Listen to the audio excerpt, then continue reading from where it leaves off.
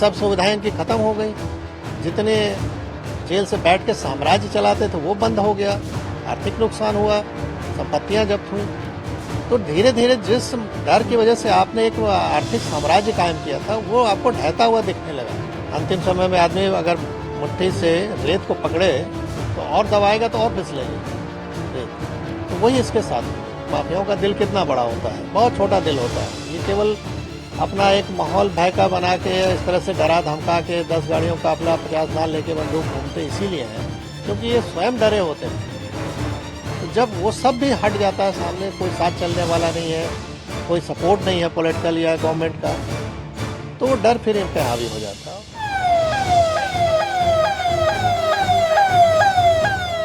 नहीं, मैं भी इधर पिछले कुछ दिनों से मैं देख रहा था, वो बार बार कोर्ट से भी इस बात की गुहार कर रहा था कि मुझको धीमा जहर दिया जा रहा है या मुझे यहाँ पे दवाएं नहीं दी जा रही, चिकित्सा सुविधा नहीं दे रहे थे।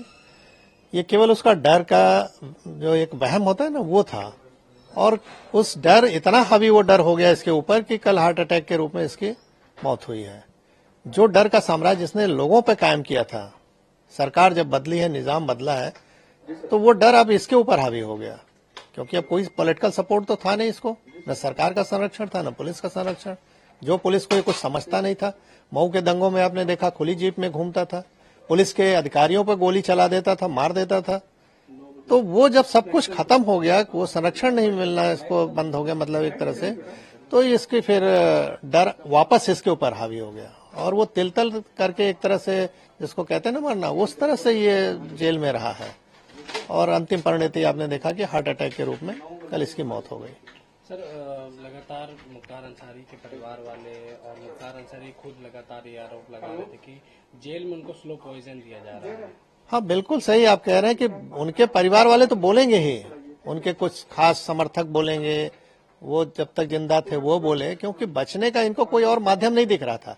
ये क्यों पंजाब में रह रहे थे, मैं आपसे ही आपके माध्यम से जनता से पूछना चाहता हूँ कि पंजाब के जेल में क्यों ये ऐश कर रहे थे, यहां नहीं आना चाह रहे थे? इसीलिए ना कि वहां कांग्रेस की सरकार का इनको समर्थन था, यहां तो इनको समर्थन नहीं मिल रहा था, सब सुविधाएं इनकी खत्म हो गई। जितने जेल से बैठ के साम्राज्य चलाते थे वो बंद हो गया, आर्थिक नुकसान हुआ, संपत्तियां जब्त हुई। तो धीरे धीरे जिस डर की वजह से आपने एक आर्थिक साम्राज्य कायम किया था वो आपको ढहता हुआ दिखने लगा और लगा कि अब तो सब हाथ से जा रहा है। जैसे अंतिम समय में आदमी अगर मुट्ठी से रेत को पकड़े तो और दबाएगा तो और फिसलेगी रेत। तो वही इसके साथ हुआ। सर, मौत के बाद देखा जाए विपक्षी पार्टियां भी जो है सवाल खड़े कर रही हैं कि बांदा जेल में मौत हुआ और तमाम सवाल खड़े कर रही हैं बांदा जेल प्रशासन पे, सरकार पे, उसको क्या लेके? देखिए, विपक्षी पार्टी इस समय चुनाव चल रहा है, तो विपक्ष पार्टी कोई मौका हाथ से नहीं जाने देगी अपने पक्ष में माहौल बनाने के लिए।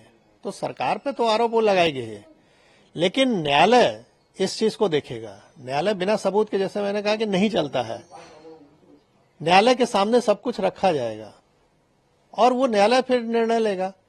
हम एज ए पुलिस अधिकारी जानते हैं कि इस तरह के माफियाओं का दिल कितना बड़ा होता है, बहुत छोटा दिल होता है। ये केवल अपना एक माहौल भय का बना के इस तरह से डरा धमका के 10 गाड़ियों का अपना 50 नाल लेके बंदूक घूमते इसीलिए है क्योंकि ये स्वयं डरे होते हैं।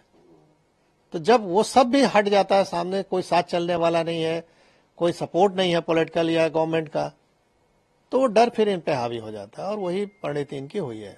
ऐसा कुछ नहीं है, जो लोग आरोप लगा रहे हैं उनका तो काम है लगाना, और इस पे आगे न्यायालय देखेगा कि क्या सही है क्या गलत है। निर्णय तो न्यायालय में ही होते हैं। सर, आप जब शासन में थे, डिप्टी एसपी थे, तो मुख्तार अंसारी पे लगाम लगाने के लिए आपने तमाम बड़ी कार्रवाइयाँ की, कोटा भी लगाया।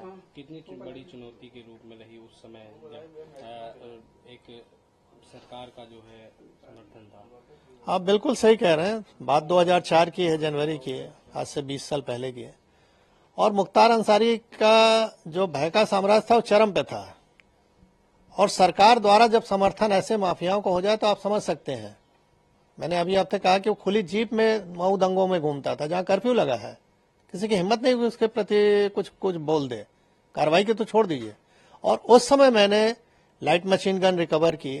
आज तक उत्तर प्रदेश में केवल एक ही रिकवरी है, न उसके पहले कभी हुई, न 20 साल हो गया अब तक हुई है। और उसमें पोटा भी लगाया क्योंकि पोटा एग्जिस्ट करता था। तो मैंने स्टैंड लिया उसके प्रति कि नहीं ये गलत है और ये हो इसको जेल जाना होगा। लेकिन मुलायम सिंह की सरकार तत्कालीन अल्पमत की सरकार थी, किसी भी कीमत पे इसको बचाना चाहते थे और उन्होंने अंत में हम लोग पर प्रेशर बनाया, अधिकारियों पर प्रेशर बनाया। जब कोई नहीं सुना तो आईजी जोन जो थे उनका ट्रांसफर, डीआईजी रेंज का ट्रांसफर, एसएसपी एसटीएफ हमारे थे उनका ट्रांसफर, और अंत में ऐसा माहौल बनाया गया कि मुझे भी रिजाइन करना पड़ा 15 दिन बाद ही।